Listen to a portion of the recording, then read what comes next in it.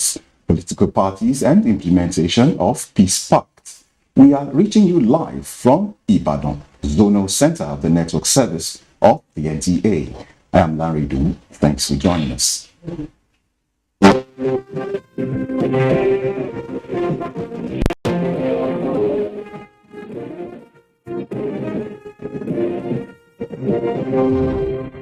The National Population Commission has tentatively fixed 29th of March to the 2nd of April as dates for the 2023 National Population and Housing Census. The chairman of the commission, Nasir Isa Kwara, announced these at a news conference after briefing President Muhammadu Buhari on preparations for the conduct of the national head count. The enumeration area demarcation has been concluded in all the 704 local governments, and we have digital maps for the entire landscape of the country, local government by local government, locality by locality. Having learned from the experience of the trial census, we have updated some of our processes and procedures, and the mistakes of the trial census have all been corrected. We've already started the training of facilitators. Facilitators are those that will train the supervisors, field coordinators, and the enumerators. After the training, we do the household listing and building numbering. As soon as elections are concluded, we just set out end of March or early April. But specifically, we are targeting 29th of March to 2nd of April. Our staff will be in the field. They will start the enumeration of people. He said the portal has already been opened by the Commission for the recruitment of young Nigerians as ad hoc staff in conducting the national census exercise. We will recruit our ad hoc staff from their localities where they reside. And if you want quality data, you have to have quality personnel. And being a digital census, by the grace of God, we will have the outcomes without too much delay. State House correspondent Adamu Sambo quotes the chairman expressing the conviction that this year's National Population and Housing Census will be transparent, fast, and verifiable. Another round of peace meeting has held towards peaceful conduct by political parties and their followers before, during, and after the forthcoming general elections. The event held in Abuja was, as usual, organized by the National Peace Committee, chaired by the former head of state, General Abdulsalami Abubakar.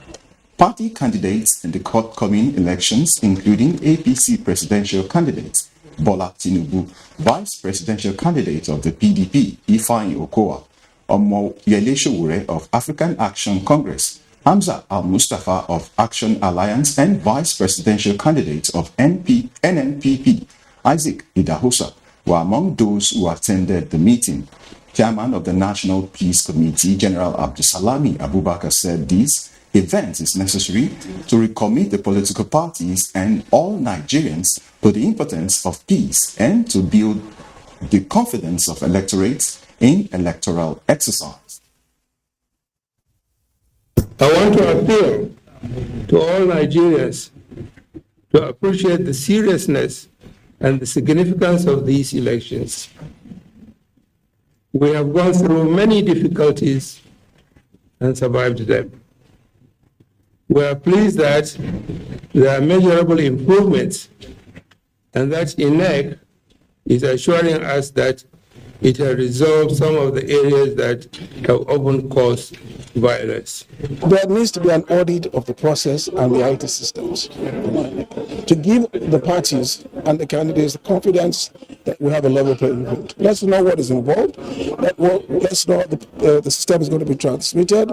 Let's know how it's going to be collated. Let's know what equipment, what software, what hardware is there. to assure us that we won't have a scenario where you have results and you tell me you didn't buy a server, you had a server, and so on and so forth. We must avoid all that. At least every single candidate who was there acting as ostrich, he or they now know every candidate, every party is fully aware.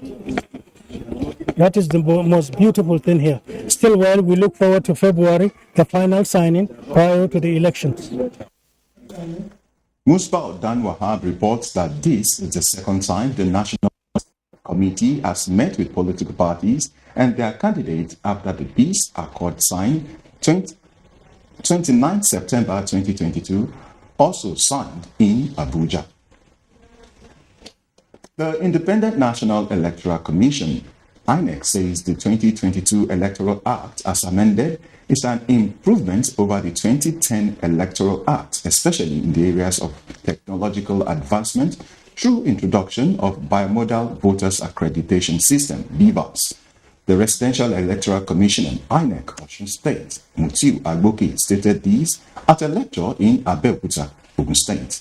Akim Jimo reports is here presented. The convergence of stakeholders in the electoral process on Abeokuta, the Ogun State capital, was to analyze the significance of the 2022 Electoral Act as amended to the conduct of peaceful and violence-free general election and the need for political parties, candidates, and their followers to play the game according to the rule.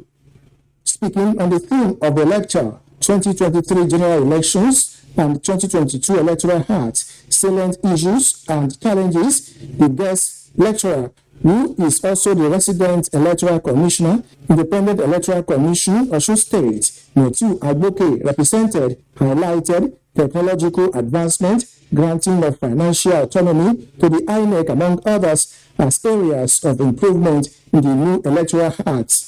The new act has made it unambiguous for the Commission to adopt whatever process it deems necessary for the conduct of an election. So technology is part of it, and that's why we're talking about the e-register and the BVAS. While noting the importance of the lecture to successful, credible, and violence-free 2023 general elections, other speakers urged stakeholders to collaborate with INEC for free, fair, and transparent general elections. We must not let the street to take the place of the ballot box. Representatives of other sister security agencies, however, urged participants to domesticate, utilize, and internalize the lessons of the lecture. The National Orientation Agency, NOAA, Oyo State Directorate, has flagged off its final phase of voters' enlightenment campaign ahead of the general elections. Ifeoluwa Omosule tells us more. Few weeks to the general elections, stakeholders have intensified efforts to ensure the successful conduct of the election. Is to ensure that those that are supposed to move, the right to vote, the right to be voted for, how to vote, and how to ensure that your vote counts. The constraint we are going to face will be minimal compared to our former usual practice, where we are making use of the smart card reader. Participants in local government areas of Oyo State were engaged in an interactive discourse with heads of government agencies on the roles they are expected to play towards a free, fair, and credible election. Some of the participants lauded the sensitization program. The preparation is very good. The federal, the state, the NOAA, they did very well. What I heard today, I know the election is being properly organized. Security operatives solicited support of members of the public to ensure security of lives and property before, during, and after the elections.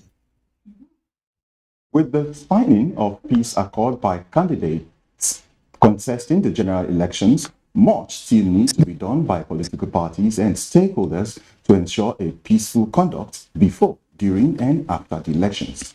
Correspondent Shola Wahid in this report spoke with some political actors on the coming elections on the need to have a violent, free elections. Since the flag off of campaigns on September 28, 2022, political parties and candidates have scaled up their campaigns to win the hearts of the electorate towards voting for them. To prevent political violence during the electioneering period, political parties and their spokespersons were engaged in signing of peace accord. The move became necessary as reports indicated that elections conducted in the country have witnessed upsurge in the number of violence and killings as a result of non-adherence and lack of commitment on the side of the political actors. Some stakeholders in the 2023 general elections expressed their views on the peace pact. In your state here, the peace accord meeting was called. It was initiated by Olubadan of Ibadan and the Commissioner of Police. Out of 18 political parties, about 14 of us were there to sign the peace accord. And we all promised that the campaign will not go onward if we that are the key players will not cooperate. My own party, we remain totally committed to that peace pact because we believe that the elections coming up in the state is not worth the blood of any citizen. And we need peace. There can only be good government when you build it on a foundation of peace. The Commissioner of Police, who happens to be the co-chairman of the ISES, where we call Inter-Consultative Committee on Election Security, now convened a meeting in his office, and all the political candidates and parties were made to sign peace accord. And this is fractional part of what we normally do for the procedural norms of the commission, such that we're able to have a consensus on how we are going to conduct this election so that we can achieve free, fair, variable, and inclusive election. On the 25th of February 2023, eligible voters will go to the polls to elect a new president, vice president, all 469 members of Senate and House of Representatives, and 2 weeks after, there will be elections for 28 state governors and legislature of 36 states of the Federation. It is therefore hoped that peace will reign before, during, and after the general elections. In Ibadan, Shola Wahid, NTA News. Panorama continues shortly. Don't go away.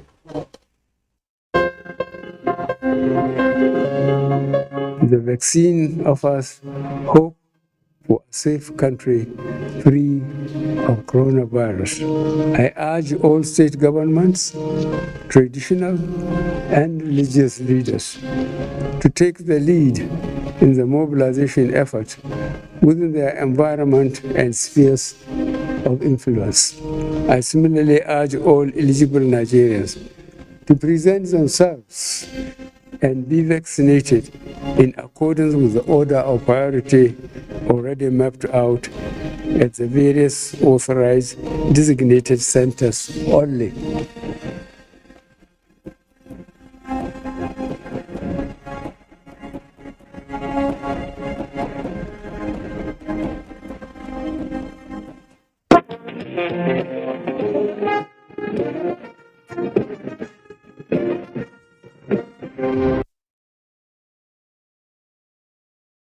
Welcome back, and with me in the studio is Chairman Inter-Party Advisory Council, IPAC, Oyo State, Dari Ojo. You are welcome to Panorama. You're well done. Thank you. Here at home, we thank God for today. We pray that by the grace of God, we're going to have a peaceful election. Thank you. Come September 2022, all registered political parties signed the peace accord. What makes peace so paramount when we are talking about elections? Thank you very much. Peace must be paramount because our people in the state or in this country must be protected, especially while we are preparing for election like this. Because the purpose of election is for us to choose leader, and then we need to have the people's safeguarded. At least if we want to govern upon, must be safe and must be sound. And that's why peace is very important while we are preparing for election at this time. Thank you very much. How do you ensure that the pact is binding on all political parties so that we don't see any form of violence before, during, and after the election? Yeah, you see, during the time of peace, a sign of peace accord in Oyo State, IPAC has held a meeting with the Commissioner of Police and the other authorities. And that is why we advise them to call all the chairmen of all political parties and the candidates so that all of them will be on ground. They will discuss together and share views that will help all in order to have this election peaceful, being peaceful. That is why on ground on that day, we have all the chairmen of political parties, the candidates, and some of the stakeholders discussing together. Even the Commissioner of Police has enjoined all of them to embrace peace, in which all of them agreed, and they all agreed to have peaceful coexistence before, during, and after election. Thank you very much. And campaign is ongoing at the moment. How do you ensure that parties don't lash out at each other, and instead they should focus on campaign and issue-based discussions? Thank you very much. In fact, before the campaign started, I think IPAC has organized a seminar. I have really encouraged all political parties to really focus on their what they want to do for the populace instead of abusing one another or trying to kick against one another. And if you see in Oyo State, during the campaign last year, by the grace of when the campaign started, you have not been hearing so much violence or problem because of what the IPAC have done, the police, the INEC, and the NOAA, they have done before the campaign started then. And by the grace of God, all the political parties are having the spirit of sportsmanship, even especially in Oyo State, based on all the discussions and all the coming together of all political parties. Thank you. What is IPAC doing to build on collaborations between the political parties and security agencies and other sister security agencies? Well, like you see, Oyo State is a pace-setter state, and thanking God for our present Commissioner of Police, Adibowale Williams, is a man with sense of humor and highly pragmatic. Since its inception into Oyo State, the IPAC and other stakeholders who have been holding meetings together to making sure that the election, the forthcoming election, is well organized. And we have been collaborating together. The synergy is so high to the extent that all political parties are following instructions. Thank you very much. I've been speaking with the Chairman Inter-Party Advisory Council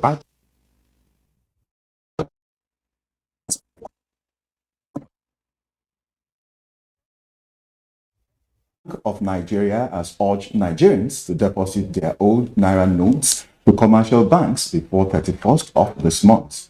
Branch controller of the CBN in Ibadan, Folake Ogundero, made this call during a sensitization program within Ibadan Metropolis. Oloyede Olawade's report is here presented.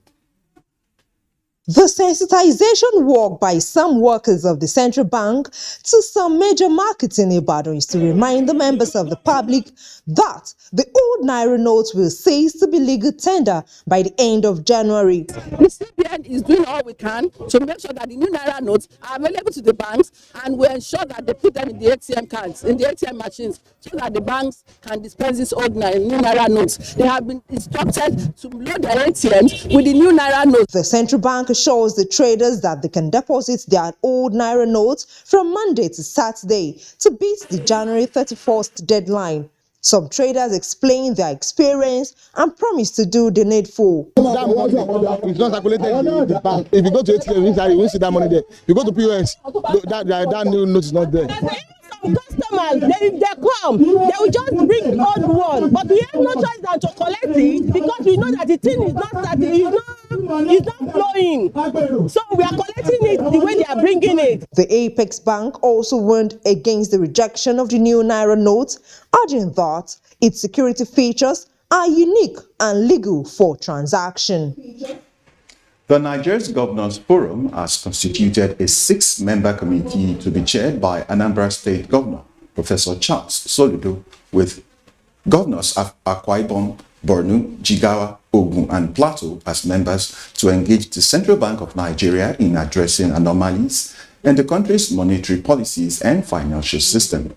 This was after the forum received in-depth briefing from Apex Bank Governor Godwin Emefiele on the Naira redesign in areas of peculiarities of state to financial inclusion, underserved locations, and withdrawal policy.